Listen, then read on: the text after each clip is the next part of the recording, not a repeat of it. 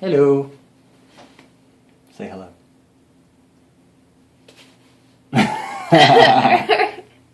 We've been here for 1 month.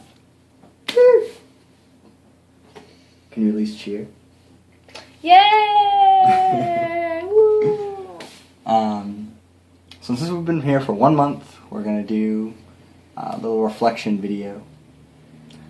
So, first thing, what's the top 3 experiences we've had? You. Me? Mm-hmm. You want me to go first? Okay, I can go first. I'm gonna start with when we hiked Mount Edgecombe, which was as tall as Mount Katahdin, except you kind of just go straight up the face of it, which was really hard. But afterwards, we ate like a ton of junk food, and it was awesome. And I felt like it was worth it, and it was a good day. Second was camping in Tapotu Potu Bay, because I think it was one of the most beautiful things, the most beautiful thing we've seen since we've been here. And best thing we've done so far is stay at the Endless Summer Lodge in Ahipara, which was the place with the pizza oven and no TV and all that good stuff. I'd say, to put it like in one section, all my favorite stuff has been when water is supposed to be cold, but that it's actually hot. So we were in Hahe, we went to a hot water beach. So there's like a couple hours during low tide where you can go, and if you dig deep enough in the sand, it'll fill up with hot water, and it's like digging your own spa. And when we went there, it was just the beginning of school vacation, so there were kids everywhere, and we had a big spa. So that was really nice. And right now we're in Taupo, and there's a big river that feeds into the lake here. And there's one section, like a tributary that feeds into the stream, that's heated by a geothermal pocket. So that is also a natural spa. And so those are my 2 favorite. That was really nice too, because you could swim out to where it was really icy cold. Yeah, it's like you're in a hot pool, and then the cold ocean comes in, or you're in a hot thing, and then you swim out into the stream, and it's cold. And then my 3rd favorite thing is Rob. We met these guys in Ahipara who were really nice and brought us to the grocery store, and we hung out with them the whole weekend. And then we've subsequently run into them, not planning it, at 3 other hostels and hung out with them. And so Rob and his friend Jeremy, who's not with him anymore, he's my favorite because he's like a jolly English man, and I thought I brought a jolly English-Irish man here, but he's much, much more jolly, so I like him better. I love how you said he's not with him anymore, like they were together. Or like he passed away or something. Whatever, he stayed in Auckland. And next, what are your top 3 biggest surprises or shocks or unexpecteds or disappointments of the trip so far? Okay. I only have 2 because I couldn't think of a third. But my biggest surprise was finding out that in New Zealand, you're not allowed to sue anyone, which, coming from the States, is pretty shocking because we think of the right to sue as being an integral part of justice and the way our system works. So I found that very, very surprising. And I found it even more surprising that the people we stayed with in Auckland thought it was a great thing and thought it was like the best thing ever. Yeah. So that was a big, big shock for me. And my second one is just Germans everywhere. Oh, yeah. I didn't expect to be in hostels where everyone spoke German. Yeah. Whatever company gets them to come here does a really good job advertising in Germany. Everywhere we go, they're everywhere. Is that all you have? Yeah, that's all I got. What do you got? I have 4. One is that Kiwis are crazy drivers. They will run you over in the road. It's not like Maine, where it's like pedestrians rule the world. Like, these people don't give a shit. They'll run you right over. And they also have a really, really bad drunk driving issue here. And it's part because, the police aren't really backed up by the justice system, and it's, this big thing. So it's, the first time it's, slap in the wrist, second time lose your license for 30 days, but then it never gets worse than that. So, you can get, 9, 10, 11 OUIs and still nothing happens. You still drive and whatever. Yeah, and you don't even go to jail ever for it. Yeah, there's no jail time. There was, eventually it's like you're like never allowed to drive again, but then you just drive and they catch you and then there's no punishment. So you just keep doing it. Another one is there's a really high like child abuse rate here, and Kiwis are notoriously nice and awesome, but their parenting style is really like children kind of like raise themselves a little bit. Like I don't know. I don't know if it's fair to say that. Yeah, but it's different than what we're used to. Yeah, well, obviously Americans are super coddled, and they just don't do that here. Like it's like. It feels like neglect to me, but that's because I would, like, coddle a child, so it's different. And then the third biggest... Hold on. I don't know if, like, the parenting style we've seen feeds necessarily into the child abuse problem. No, I'm not saying what I've seen. I'm saying what I've talked to people about and what I've read since then.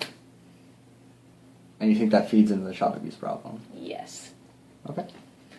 And then my third big one... Oh, yeah. It's that the police don't carry guns, and I didn't realize that that's a thing in other countries, too. So I was just blatant, like, dumb American tourist there. And the person who told us that, like, they said, no, our police officers don't carry guns, but they're pretty fit, though. It's like, don't try running or anything. So that was fun to learn. And then my fourth big unexpected is that Sean doesn't like nature that much.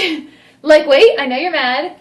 But, like, I love tenting, and I love being in campgrounds because my family camped all through my childhood, and I loved it, and we had, like, a cool camper and tents and stuff.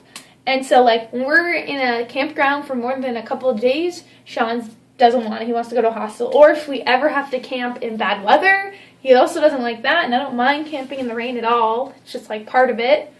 So we're staying in hostels a lot more than I anticipated, but that's okay. There's still, like, a balance.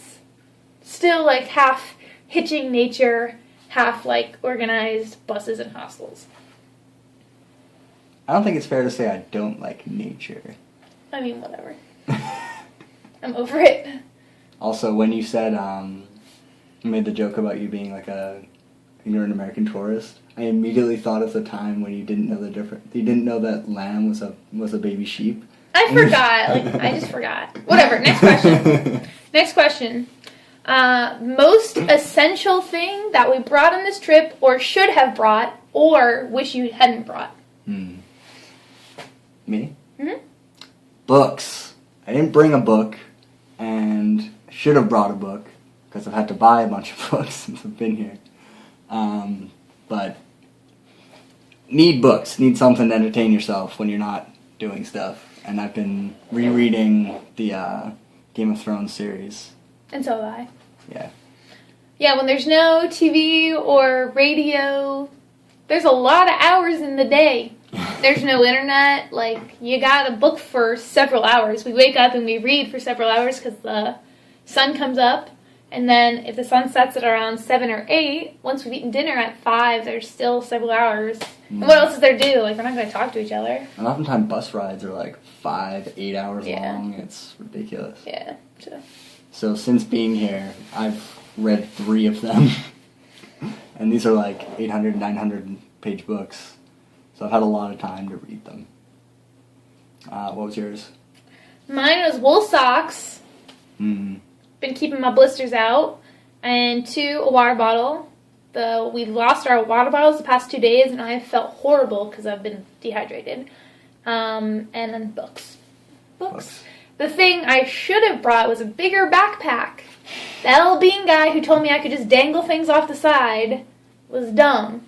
Because you want everything to fit in your backpack, because if you have stuff on the outside, the weight gets wonky, and it totally, messes with your back and your shoulders. So I definitely needed a bigger bag, and it was too late now. And when I go back, I'll probably exchange it for a bigger bag. Yeah, yours is like 55 liters, right? Something like that. I haven't seen anyone with a bag as small as mine, and they were even doing trips that are shorter than ours, so. Yeah. Sucks. On the bright side, I just make Sean carry everything that doesn't fit in my bag, so. Works out for me okay. Favorite thing about New Zealand?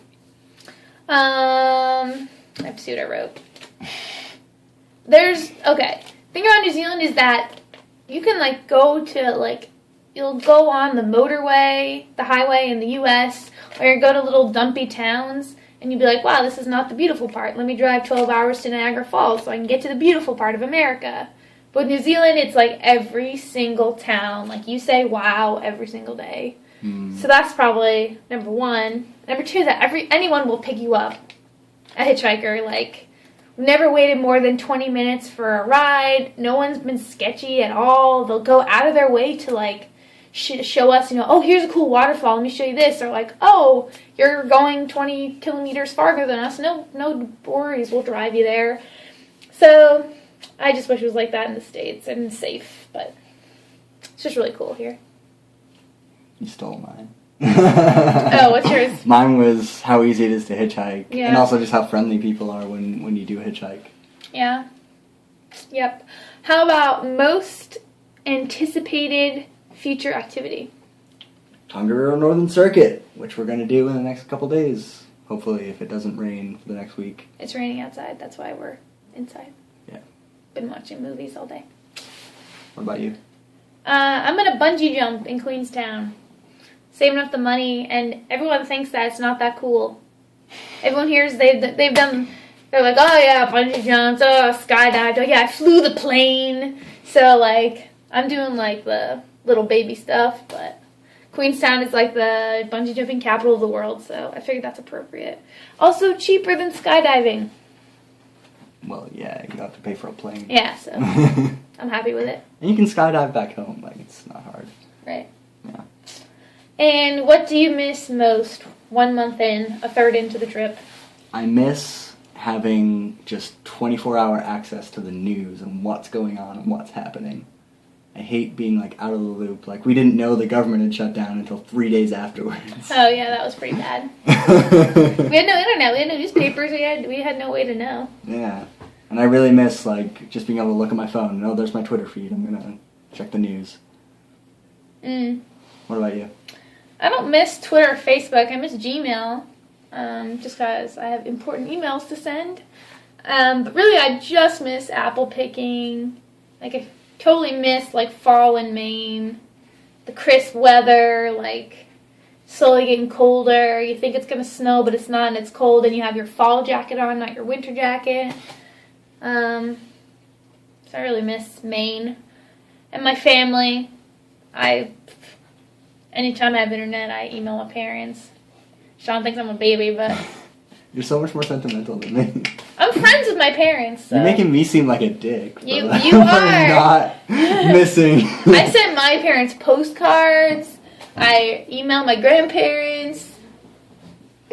Not my fault that I love my family. So, I think that's a good note to go out on. Sean's an asshole to his family. Bye, everybody.